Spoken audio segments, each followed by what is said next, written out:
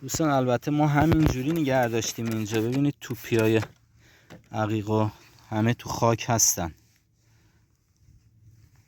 وسیله‌م هم نیاوردم. توپیای کوچیک عقیقات تو ژئوده. ببینید توپیای ریزا خیلی ریزن. ببینید همه جا هستن.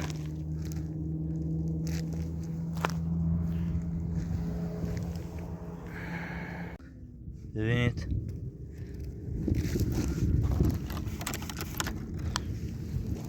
حالا بعد ما این ریزاش اصلا درشتش هم به درد نمیخوره چون سختی نداره، ولی الان اینو ببینید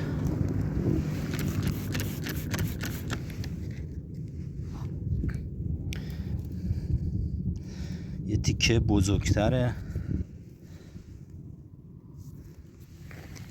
من تو آفتاب میذارم.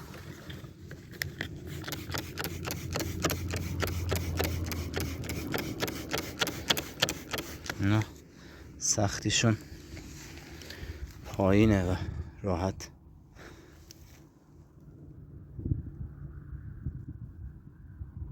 یه تیکه بلور درشته. حالا اینو باید ببریم عکس بگیرم، فیلم بگیرم تو نور تا قشنگ ببینیدش.